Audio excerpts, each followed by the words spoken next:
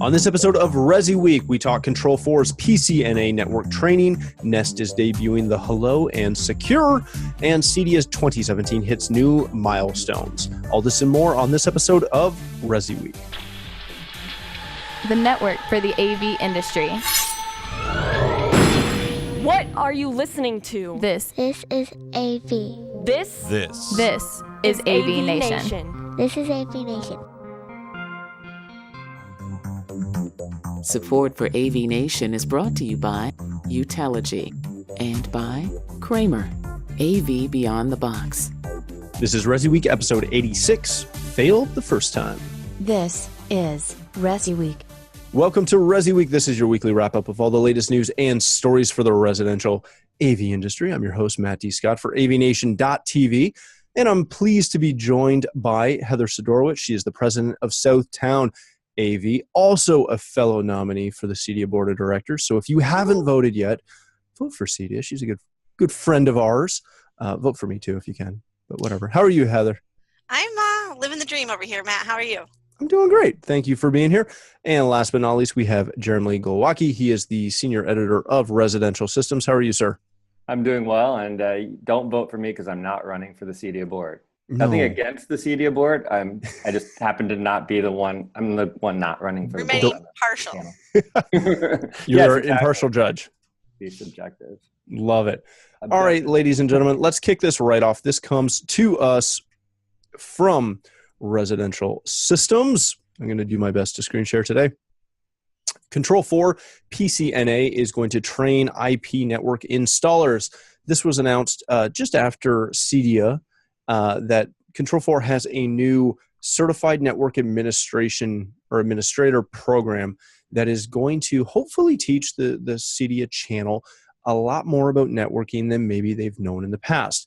So check it out. The biggest thing is there's a total of 6 courses that will be available. What happens is you purchase this program. They ship you a bunch of package gear. You go through it, you do the training, and then take the tests. And at the end of it, if you've completed with a passing score on the exam within 60 days of registration, this entire process will only cost you $650 per technician. So I want to jump right into this and ask you, Heather, networking has become really the big crux of what we're doing on a daily basis. It's not like the past where we used to maybe throw a network in. We are always touching the network. How important is it that the CEDIA channel not only familiarize themselves with networking in general and true networking skills, but with the professional level of networking that this is hopefully going to teach? Well, a few years ago, CEDIA had their theme was own the network, own the home, and we're only getting closer and closer to that. It's imperative that we have network training, and at the end of the day, wherever you're getting some good network training is a something better than nothing. So at least we're not going out and faking it out in the field, because truly it's going to come back to bite you. So at least people, I like what they're doing. Now I have to say about the article, the first thing I did was had to look up what is it, PCNA. Yeah, I was like, what does that mean? Am I missing something? Another acronym? Is this HDCP compliant? So the first thing I had to do, and then, it's package, that portion of it. So I think any training is good. I think that we have association training, though, as well. Of course, CEDIA is out there. I actually went today to remember how much their training is, which is $1,200 for non-members, $950 for members, and that's a going there class. Mm-hmm. Which is more hands-on, but huge time consumption as well. So I guess the positive about this is it can be done on the installers or employees' own time. They can kind of take it as they progress. And the company really does still need to buy in. They're buying into the equipment. I don't think it will be a game changer, but I do think that any good training should help. Just before we go to Jeremy, Heather, you mentioned, as it shows, that you have to buy in, you have to buy the package gear as well. Is there a concern that this is vendor specific? Obviously, network principles are across the board, but how much of a concern, if any, should there be that this is vendor specific? Oh, this is absolutely vendor specific. I mean, they all play that game, right? I mean, this is it. They all play that game. And when Control 4 first came out, I think the reason we didn't buy into it was because you had to buy in before you even got to play with it. And this is the same thing. If you like it and it works and you know it, you'll keep buying it. That's the way small business works in our world. Small business AV land works, is we stick with it until it doesn't work, and that's when we seek to go elsewhere. But never are you, hey, I love this product, let me bring in another line. No, I like this product and it works, we keep it. So yeah, absolutely. And it's a good play for them. I mean, it makes sense with Control 4's marketing to play on that pack edge side and try to kind of combine them. Very good. Jeremy, we were talking kind of before the show about this, and my question is PCNA. It sounds vaguely familiar to the CCNA, which is Cisco's entry-level networking certification, training certification. And obviously, CEDIA has network certification, as Heather mentioned. How is this going to compare to both CEDIA's network certification training classes and, say, I'm going to use this term whether people like it or not, but true traditional IT certifications? Well, I can't speak firsthand because I've not taken those courses, but we have assigned our friend John Siaka, who often writes for us. We sent him to attend virtually this series of courses. And he decided, first of all, to not take notes, which I thought was odd. And so the first report is that at the end of the 2.5-hour online course, which is recorded, so you're going at their pace, you're listening, you're not pausing it or anything. It's like a live stream kind of. He failed the test. So he went back, and this time he took notes, and he got an A. His business partner took the course cold without not the course. He took the test cold without having viewed the 2.5-hour course, having graduated from the 1-week advanced networking CEDIA course, and he failed as well. So you would think, you would think that the first session out of 6 would be pretty basic stuff, kind of going over some of the main ideas of networking, which it kind of is. I mean, there's a lot of terminology that I don't know because I don't work in networking every day. And I think John Siaka felt the same way because that's not his specialty. He's, AV first and manages guys who do the networking. So he's learned a lot, but you would still think advanced networking course guy, graduate, you'd be able to kind of wing it and at least get a passing score. But it seems like it's a pretty tough one. And yeah, probably package specific in a lot of ways, but there's, according to the first write-up that John did for us, there's a lot of networking tricks of the trade there too that are pretty important to know. Very good. So if you're interested, definitely check that out. I'm sure you can find more information on it at package.com or control4.com. Let's move on to our next story. This comes to us from CE Pro and the one and only Julie Jacobson. Last week, Nest had a fairly large press conference in San Fran, which Julie decided to skip. What they released, though, was more than just another thermostat or a camera. They released their Hello Video doorbell and the Nest Secure security and home automation system. This is going to be a bit of a change from what Nest has done in the past. Their doorbell is like a lot of the other doorbells that are out on the market right now, granted a little bit more expensive, and their alarm system is going to be self-contained, a small little pod, as well as some RFID chips and some sensors that are going to be available, and that's going to cost around $500. Jeremy, is this a good play for Nest going after the tried and true alarm business? I think there's a lot of opportunity here. I do think that the way they're doing it is kind of Apple-esque, where they're trying to kind of lock down an ecosystem. And I don't think that's a bad thing. I haven't been a big fan of that approach in a lot of ways, a lot of different applications. But in this case, we're talking home security and, peace of mind. And the idea of the cloud kind of freaks me out when it comes to security and just the things you hear about happening. And this seems like, as much as I could follow it, because this goes on, not to criticize, but it goes on a lot of tangents, this article. It's a deep study of It's NAT. very technical. It is very technical, and it's got its ups and its downs. You know, there are times when I'm like, well, this thing is worthless, and then I'm like, well, no, maybe I love this, and then no, it doesn't matter. It really doesn't matter. Yes, it does. So I kind of wasn't sure quite what to think, but in the end, I felt that the way that they're going with this, they have the name recognition to potentially make an inroad into security, and they could have a good lockdown kind of option here for people that aren't as familiar with the big boys in security. And this does have the potential for a monitored option as well. So that's kind of like the real thing. Heather, my question for you is, you know, Nest has obviously made a huge inroad into AV dealers' portfolios, from their thermostat to their smoke detectors to their cameras. It's a great DIY, do it with me, do it for me product. Does the alarm piece, does that bring enough? It is UL listed, which is one of the tangents that Jeremy was talking about.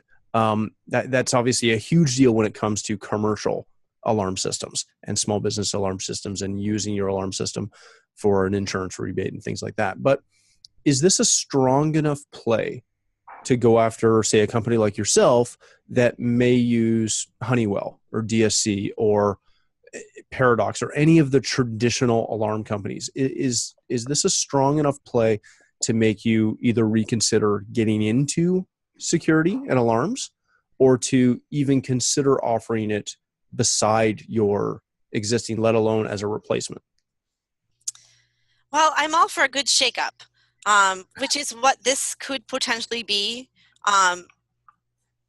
Is it enough? I think that it's going to depend a lot on their customer service as well. You know, if for the DIY, you know, people love it. My father loves it. He can install a drop cam, and he plugged it in and it works, and he can see his backyard. So he knows that the squirrels are stealing whatever, and he can set traps or they're getting into his bird other feeder. things. Yeah, right. So he loves that, and so I think that for that DIY market, I think that it can shake it up, and I think the alarm market hasn't been shook up as much as the AV market at this point. So they're going to start to feel that as well. I do agree with Jeremy that it's part of the ecosystem. I feel it's one more step in the Nest ecosystem that could tie into the Google Home system. You know, Google Home, you could say, turn my alarm on, I'm going to bed, or good night, and it turns your alarm on. I think that there could be more plays into that ecosystem as well. I think it's just a step. I don't think that it's there yet. I think it's just one more piece. And how they go to market with it, it's going to be huge. And how they sell it is going to be a big deal. Because I don't think the average DIYer goes, oh, I have this many windows, so I need this many sensors. And it's going to be about how simple that becomes. That's that experience driven from renting a dress, rent the runway, renting your dress, to you can rent a I dress. need a super. Oh my God, yeah, it's amazing. Seriously? Yeah. Can I rent a suit? I bet you can. Not a tux, a suit. I think it was the first time we've ever really learned something on this podcast. I'm happy to be Thank part you. of that. No, Yeah, there's an app because we know called, everything about technology, but we don't know about these rental dresses. it's technology though. It's Rent the Runway, it's called, and you rent a dress for a certain. You get it for 4 days. It gets delivered to your house, and you can pick a size, and then you can choose for free one additional size. It's $5 for insurance. You go to your gala or whatever, and there's a bag to send it back when you're done. They dry clean it, and they do it again. So you get to wear an $800 dress without purchasing that. That's fantastic. But I mean, it's amazing, right? So it's changing. It's the experience that's changing. And whether that's renting a dress that's for $800, so I got to go to, for me it was a wedding, a high-end wedding, to I can get an alarm system touching my phone because it was a fun experience to go through. I mean, well, and some of the features on this sound pretty cool if I'm following the story correctly, with facial recognition. Yeah, really cool and really creepy. Right? Yeah. I mean, I would never, ever buy that. But but is that, hold on, but is that not what we are waiting for? Because that's what's in all the movies. That's what's in Minority everything Report. else that you're seeing. And, you know, Mosey, who's been on the show before, he runs a company in downtown New York. He was recently looking for an alarm company, and he hit the same thing. He mentioned it online, and he and I went back and forth. We're waiting for alarms to be cool and to actually have some real functionality, because alarm systems haven't changed in like At all. 20, 30, I mean, there's been 40, no 50 shakeup for years. them. And all they're doing is buying boats that say like best alarm guy, and they're on the lake over here in Lake Erie. I mean, maybe I'm just jealous. They have an alarm boat? That's fantastic. I do know a company that's an alarm company, and they have a boat, big old boat. Like, I love the fact that you're making fun of my accent on that. No, I wasn't actually. But I would totally buy a boat for marketing. I'm going to try and get that past my accountant. I think it's an AVNation boat. So here's my last question on this before we move on to the next topic. Is $500 too much? Yeah. If the experience is right, do you think it matters? No. I think it depends. Right, you're going through the millennials now who have it. I think that they absolutely could sell it at that price. Okay. I think it's peace of mind with the security. I think there's a one product that they could sell for more money, because you don't want a cheap security product. That doesn't sound good, right? I bought the cheapest alarm I could find. I'm sure I'm safe. I'm positive. All right, let's move on to our probably last story of the day. This comes to us from Security Sales and Integration. Speaking of security, we're not going to talk about security from them at all. CEDIA 2017 has passed. It hit new milestones and is announcing new initiatives for 2018. They, as you read through the article, they saw an attendance bump. Wow, that was fun. An attendance bump with over 20,000 attendees for the show down in San Diego. Emerald, who is the new owner of the event, Emerald Expositions, they report that Lutron Control 4, Snap AV, Z-Wave, and a bunch of other people have already committed to the 2018 show, and they are expecting to see an additional increase for that show as well. The other really fun fact to mention is that CEDIA saw a 19% increase in attendance of their educational sessions, specifically on Teaching Tuesday and throughout the rest of the week. Heather, is this something that obviously the increase is great? We love seeing more people on the show floor. There was a great energy there. San Diego was a fantastic city. I think everyone agreed for a trade show. But with Emerald, we're going to see some changes.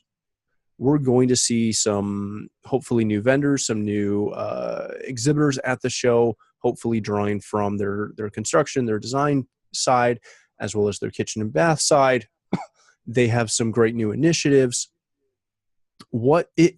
Is there a way in which 2018 is a bad show for them? Is there a way in which 2018? I don't know. I think like, that it's are expectations too high? No, I think we have so much potential.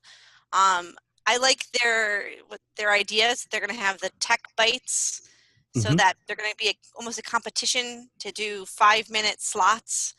Although I'm curious as to who gets to vote on that, for who wins. Hopefully, board members like us. Yeah, hopefully.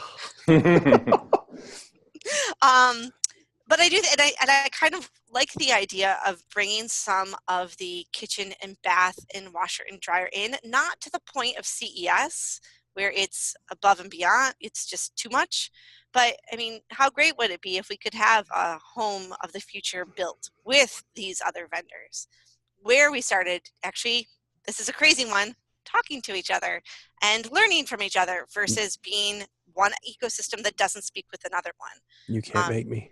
Yeah, right? You can't make me.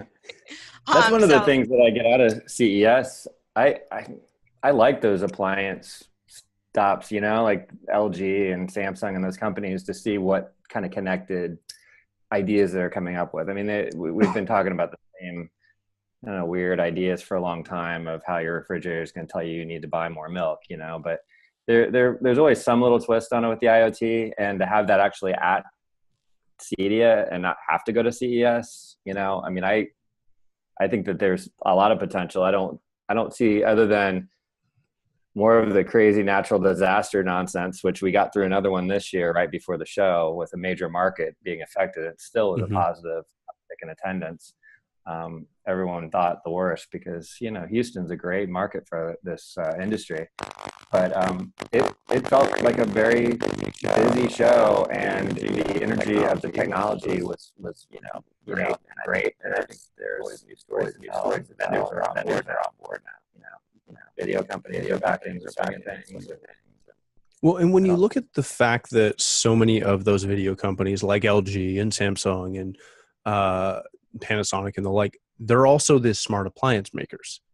It's not a huge, and I realize they're probably just different divisions and different checkbooks that are writing those exhibitor checks, but it can't be that hard of a pull to say for Emerald, for Emerald to say to Samsung and say, oh, by the way, you're going to have a bunch of TVs here. Why don't you carve out a 20 by 20 and bring a washing machine and a fridge? And then a Samsung or an LG has more of a reason to buy into the show. And now you also get a builder or an architect or to attend the show. Like, I think there's no bad that can come of that. Yeah, I don't see it. I don't see any issue at all. I think it's fantastic. And the other side is, are they really expecting their homeowners to be the ones integrating all this? No. They need someone. And I know when I poll my CEDIA channel friends, the number that want to go to CES versus the number that actually attend CES is dramatically different. Almost no one actually goes to CES. Everyone should go once. Well, they should, but CES is a zoo. I wouldn't go. Yeah, it's insane. So my last question before we close the show on this story is, one of the things that they mentioned in this article was the integrator designer relationship needs to be a partnership, and we want to help educate builders and remodelers on the critical importance of including an integrator from the onset of the project. That was Brian Pagel. He's the Senior Vice President of Emerald Expositions. Jeremy, we've been preaching this for years, right? Every integrator I know has been preaching this for years, that they're fighting, they want to have a good relationship with the interior designer, with that community. But very few people seem to bridge that gap. Is something like this going to be the crux to making that happen, to make or grow the show, the expo, to a point where interior designers want to come to this and want to get hands-on? Because if we're not going to CES, interior designers are definitely not going to CES. Right. So is this that one thing that really might open the eyes of IA and A members, I believe it is, to really understand the value of integration? Yeah, you've got to make it attractive to them somehow. And I don't know their mindset. I know that there's a lot of continuing education opportunities for them, and that's what CEDIA has really been great about, developing the grassroots of that approach for a while, with its Train the Trainer program. Yeah, was COI now Train the Trainer, right? Yeah. Well, yeah. And so then, going to them again, grassroots, very locally, and saying, hey, let me just do a lunch and learn with you. Taking that to a national level at CEDIA instead, maybe that could work as well. Bring them to you, let them see all of this technology firsthand, give them a guided tour through the show. I think these attempts have been made in very small groups, but if you could get a big groundswell, because you're going to have other things that are more interesting to them naturally, because generally what we talk about isn't the first thing on their minds, but you can kind of give them a little bit more of what they like and give them a one-stop place to go to see all of this. And that I think that actually could have some potential. It's going to take a while. It's not going to happen overnight, but I definitely think there's potential there. Very good. All right, ladies and gentlemen, let's stop there. Thank you so much for joining us on this show. Heather, if people want to connect with you and more importantly, vote for you, where can they do that? You can follow me on Twitter. It's tech_chi, C-H-I. Of course, you can vote for me if you're a CEDIA member. You just check out their website and you can vote there. Of course, Matt and I will continue to share the links so that you can of course. Just link right over there. My company is SouthtownAV.com. Again, that's SouthtownAV.com.